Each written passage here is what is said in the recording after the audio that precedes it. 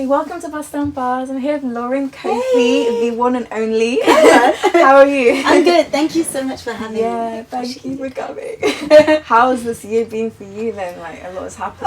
Yeah, it's been a lot different from like this time last year. Obviously, I put my EP out. I was performing at the O2. Remember, I was telling you about that. I had my billboard like for the EP, and I was thinking, this is gonna be my year. You know, I thought 2020. Everyone thought that, didn't they? Like. And then here we are, second lockdown. But come on, we're still doing bits. Yeah, we're still doing bits. Tell me about the O2 though. How did that opportunity come about? Literally, the O2, someone reached out to me on Instagram. Yeah. And they said like, do you want to support Jacquees, Bobby V and ATL at the O2? And I was like, what do you mean? Yes. You know, like, it's not like it came from a manager or anything like that. Just someone like with like a small page at the time, like promoting it. I was like, I didn't tell anyone for ages because I was thinking, yeah, you know, I was like, wait, put me on the flyer, let me wait and see, you know? And then, like, he was serious, like, and I was like, oh my gosh, are you crazy? Like, I remember watching, like, MTV Base back in the day, watching ATL, Bobby V and stuff, and it's like, what do you mean to support them, like? So that was crazy. Wow, how was it? Like, you performed, you opened for them, right? Amazing, yeah. So it was an all-boy lineup, so I went in, and I first did a cover of Summer Walker. And everyone was like singing along, you know. So I felt like a superstar, really. I was like, don't gas me, because obviously they don't know my song yet. Like, it might be the game yet. But yeah, so to have like everyone singing along and stuff, I was like, stop. Like, do you know what I mean? It's like I was winging it. I was like, okay. But yeah, so that was lit. And then I sang my song, What I Need. And that it was just lit. My mum and dad came from Nottingham. Like, yeah, they love it. So you're from Nottingham. How was it growing up in Nottingham? Yeah, it was good. I mean, I was always coming to London like all the time for castings, because I do a bit of stuff like modelling and acting as well. So I was just always coming to London, and every time I came to London, like some amazing stuff would happen, or I'd meet some crazy people, and I just thought, oh, one day I have to live there. So I liked Nottingham, but I always knew that I wanted to move to London. Yeah, how is it different? The vibe, would you say it is? Or? Yeah, it's just a lot more quieter. Like everything's happening in London. Yeah, London is where it's happening for everything I do. You know, with like singing, modelling, presenting, all that kind of stuff. Like mostly for me was like the opportunities were in London. But Nottingham, they doing their thing as well. Like they got their scene, and they always play me on radio over there, so I love it. So you get lots of support back there as well. Sometimes I go back, do little interviews and stuff. Oh, but yeah, gotta love where you come from. But yeah, London, like I thought I gotta do it, you know. Yeah, what the local radio station they play you on? Yeah. Okay, that's it. So how did you become a singer? Like you said, you do modelling, acting, and you sing as well. Obviously. So which one did you do first? Like, singing is always will be like my main focus, you know. And then other things just happened. Like literally, radio just fell to me in London. But yeah, I always used to sing with my sisters. We was in a girl group when we was younger. No way. Yeah, we used to sing like TLC and stuff at talent contests in school and all that kind of stuff. And yeah, we was in a girl group singing like all the time.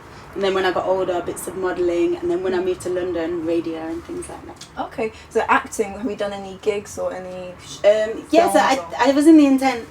The Intent no too. Way, no, we need to talk about that. We need to talk. How did that come about? Like, who were you playing? It was so random. I don't actually speak. They meet girls over there when they go to Jamaica. So I'm in the second half of the film, just there, like we was on jet skis. Like we were pretending to have a good time. So we were just literally having the best time of our lives in Jamaica, like just being filmed, eating at the best restaurants, at the beach, the waterfalls, like on the jet skis, on the like rides and stuff, just having fun. I forgot there was even filming. I was probably looking at the camera and stuff like, oh yeah, you know. I've actually so done. Yeah, it was sick. How was it going to Jamaica? Wait, sorry. Actually, and I did another film as well. It's called On the Other Foot. That was recently, so watch out for that coming out soon. Exclusive. That's lit. Okay, so how was it in Jamaica though? Because I haven't been before. So Jamaica was amazing. Yeah, it was my first time, and like I said, I got the best of it because I went there and literally on purpose, like having fun, like doing all these things for the filming. So I just had the best time ever. Yeah, it was sick. Just getting my makeup done, hair and makeup on set, and just jamming. And obviously everyone who's in the film just vibes in with everyone. Like popcorn, like gets everyone. It was just sick. It was unreal. Oh, that's sick. Well, I'm looking out for the new one, and I'm gonna go back and watch The Intent now. That'll be lit. But the new one's mad. Like say The Intent or like any of the music videos I've like acted in and stuff. Like that's as me. Like as a normal girl. Not that I'm normal, but this new film. I'm not even gonna say too much, but it's a mad thing. Like, I'm not as me. Can you say if you have like speaking roles in it? Like, yeah, a little bit, but I have a proper character. It's actually I don't even want to see it. Like, I always play in a mad thing, but it's funny, you know. Like what Dave was in Top Boy, like just a completely crazy character. No character, yeah. Cool. I'm excited to see because they wanted on purpose, you know. They said, Lauren, I've seen you in things like being like this, but let's have you like acting and get you into like proper like acting. And I was like, but this is a bit too far the other side, you know. Can I at least look nice? So I was being mad. Wow, but it's funny. Yeah. Amazing. So tell me about your EP on repeat. Yeah, so my EP on repeat, which I put out last year. Yeah, that was amazing. And like I said, recently I've put out some unplugged versions as well. I've put one out for What I Need, just like a slowed down acoustic version. And I'm also bringing one out to Moonlighter as well. So yeah, the 2 songs that people like the most off the EP, I thought I'd give them a little other version. But yeah, the EP, I love the EP. Everyone, like, I got so much good feedback. Like, everyone's always telling me like, oh, is that proper nice, like old school R&B. And yeah, good feedback. Yeah, no, I loved it. I was listening to it, I remember, and I just love the production on it. That's what I was thinking. Like I made the beats. Yeah, no, specifically because it matches your voice, and I think it's important. You pick the beats as well, so you, even though you don't make it, you still have a hand. Yeah, I'm there with the producers. Shout out all the producers on that. Yeah, no, but I love specifically the video for What I Need. Yes, and that's one of the concepts, right? Yeah. Tell me about that. Shout out Luke Biggins who shot and directed that for me. But yeah, What I Need. So What I Need, because it's just like a nice normal song saying like about a nice situation in the guys. I kind of wanted to put a twist on it, and so like it's like a toxic kind of relationship, and then at the end it says like, oh, I can't even remember the quote now. It says something like couple goals, and it's like crossed out, and it says like, you never know what's going on behind closed doors. Tell them. You never know what's going on behind closed doors, you know. So it's like at the start, like he's giving me gifts and he's being sweet, and it's kind of like, oh, like, you know, like when you see on Instagram the couples and you're like, oh, this is so sweet, but then it's like really like he was mad, like he was abusive, and that's why he was buying the gifts and all this kind of stuff. So yeah, because I thought, you know, we can do all day long like nice videos of me and the guy loved up, but things ain't, especially for me because I'm single now, things ain't always just smooth running. So I thought, twist it. So yeah. What made you pick that song to do that kind of concept for? Because when I heard the song before I watched the video. I just wouldn't expect. So you were like, what? Yeah, it was completely it's not matching, which is nice. It was on purpose. So yeah, I'm mad anyway. Like things are never just straightforward, you know. I like to switch things up a bit. And like I said, like it's a real story. Like we can sit and say how amazing things are all day long, but it's not always the case. Like so much things can go on in relationships, and social media nowadays, you show so much, like just the amazing side. That's why I wanted to put the twist, even though the twist wasn't even in the song. No, that's nice. That's a nice touch. Thank you so much. So what kind of inspirations are you feeling like when you were writing on repeat and you write your music in general? What kind of, do you draw from anything in particular? Yeah, I draw from real life experiences all the time. Whether it's like something small, like I can go on a date with a guy, you know, and then I can like write a whole song, like, do you know what I mean? I'll pick like one little thing he says and then I'll create it. Like I couldn't show them because now I've gone so far saying I love you and everything, but really I'm just like exaggerating but off a real subject, you know, because I think a lot, I overanalyze and I pay attention to details, so I can really write like an EP off like one guy. So it's not like bare man because I'm writing songs all the time, but I always write about real situations. In order to find like so many different perspectives and then put it into like different like lyrics and wordplay, that's proper talented. And I've got a new song coming out, and it's called The Girl That You Told Me Not to Worry About. True stories. Okay. So I write real stuff, like the exes, they all know, like, oh, that's about me. No way. Have you ever had any of your exes hitting you up like, was that about me? Or no. But sometimes I send it to them, you know, I'll go, oh, I wrote this song. It's true. I send them, I'll go, I wrote this song, don't get happy, like I exaggerated, but it was about you. I'm very open, you know, so it's like, oh, I'd love to be a singer for that reason. I have so much to say. I'd write a diss track after every end, after the talking stage, after every failed talking stage, I'm writing a diss track for everyone. Exactly. It's definitely, and like Moonlighter as well, shout out Van Micah, it's his song and I feature on it. That was about a real situation as well. All of them, all the time, real life experiences. There's a lot to write about. Yeah, of course. So like in terms of musically, who do you are you inspired by, like any particular genres or artists? I love people like from back in the day, like but actually recently I love like Snow Allegra, Janae Aiko, like Summer Walker, who was talking about her. But I love old school. I like Lauryn Hill, Mary J. Blige, SWV, TLC, Erykah Badu. I love Chris Brown. So many people, too many to name. Boys to Men, all of that. Boys to Men, No, I think like R&B is amazing. It's a timeless genre, isn't it? Yeah, exactly. Like even it can be spun in so many different ways as well. It's proper unique and versatile. It can get you through breakups, everything. Yeah, for real. What about in the UK though? Because obviously it's an American genre. Yeah. And I think it's quite hard to. We have amazing R&B singers, but it's quite hard to push it. They like go to America or something, and you know, LMA had. She obviously went to America. She flew there. Yeah. And there's so many amazing R&B singers we have here, but we just don't. Maybe unless you're looking for it, you will know who's who. But but it's not like pushed. Yeah, the same way as other genres. I don't know. Do you have any thoughts about that? Like why you think that is? No, I don't know. I mean. I just think if you stick to like making the music you love, because I think there's a time and place for all kinds of music, you know, like when you're going through things, or sometimes it's nice to have a bit of opera on or something. Do you know what I mean? So I think stick to your like stick to your genre. I would never just give up like R&B if it's not popping or something. Like there's always like the people that show me love, even though like I'm not huge yet. Like I have people coming up to me and like oh my gosh, I was listening to your song, like I love this song, and they actually like love it so much. So it's like you got to stick to that, man. But I do love like other genres, and I've been doing a bit of like Afro beats and stuff lately. Ooh. So yeah, I would definitely like sing over other things, but I will always love old school R&B. Of course.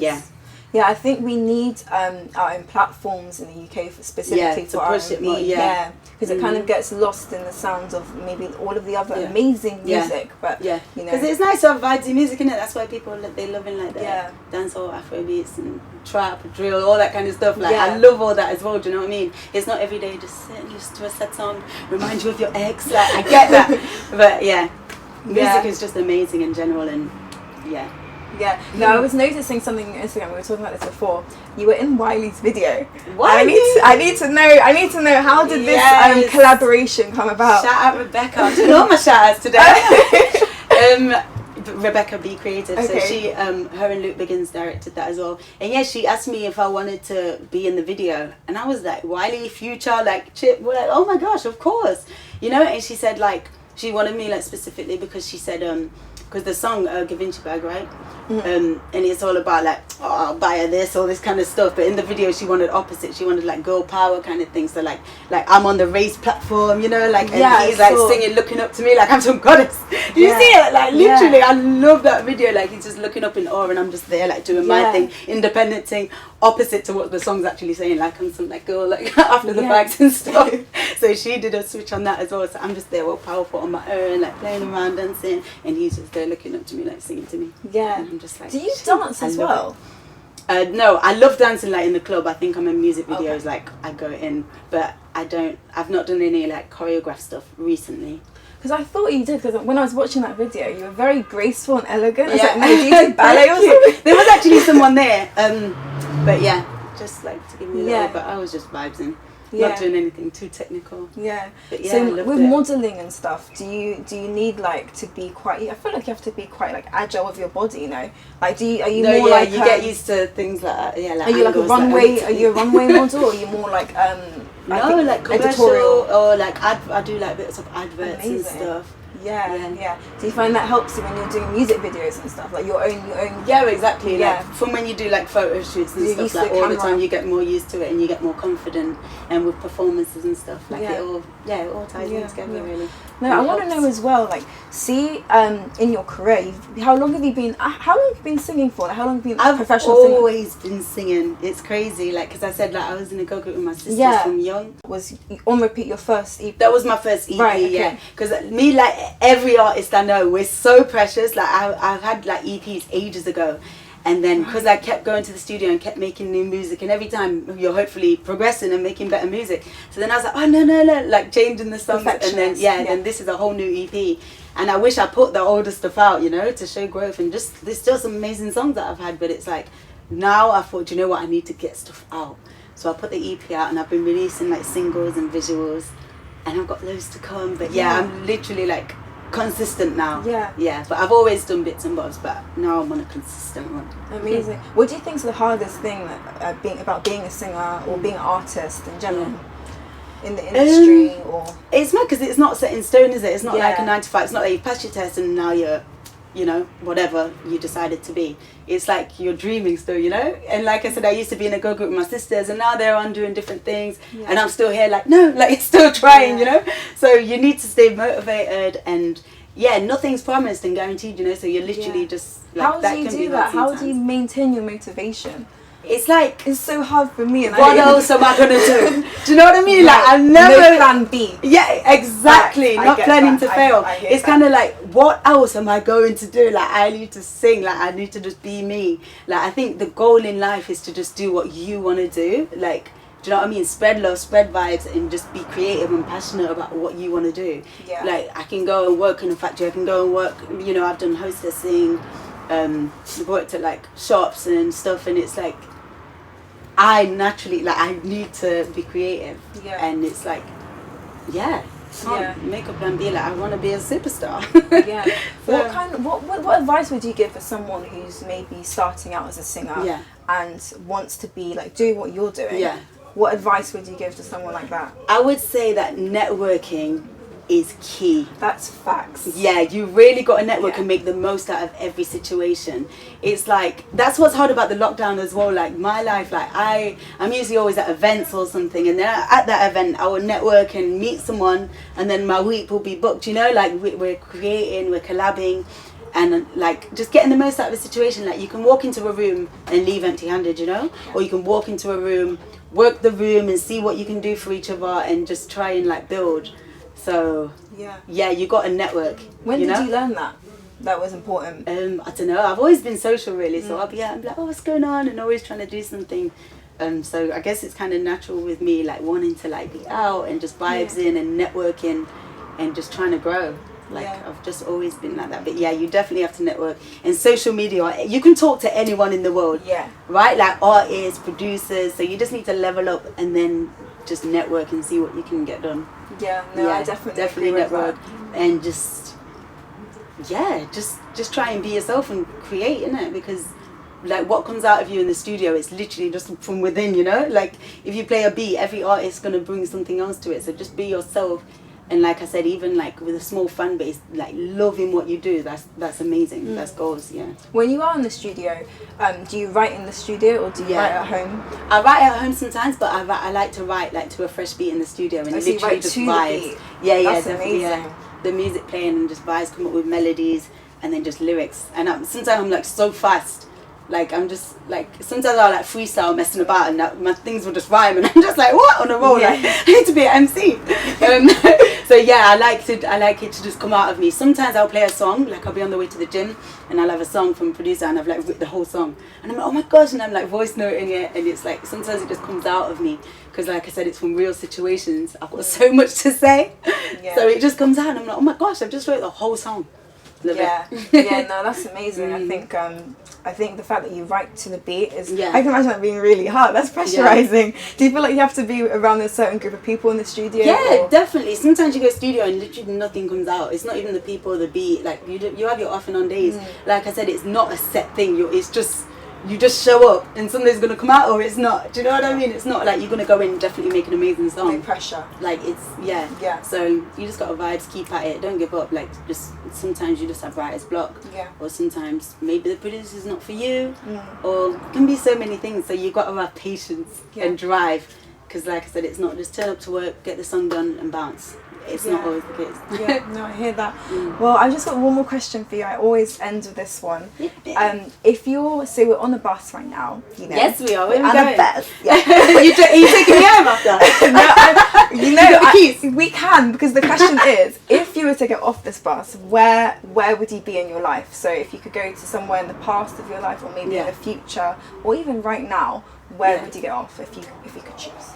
Where would that's a good question. I feel like you should have emailed this to me so I could have thought of an amazing answer. Right, let's take it forward to after the lockdown. I know it's only on Wednesday. I would love to be like at the height of my career, you know. So next week I'm joking. I'm blowing next week. You never know.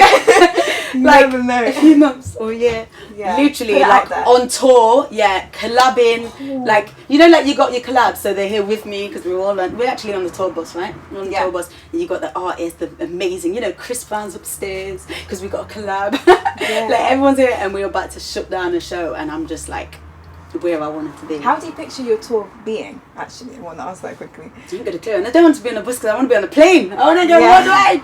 Like, do you picture your tour being like, see your shows?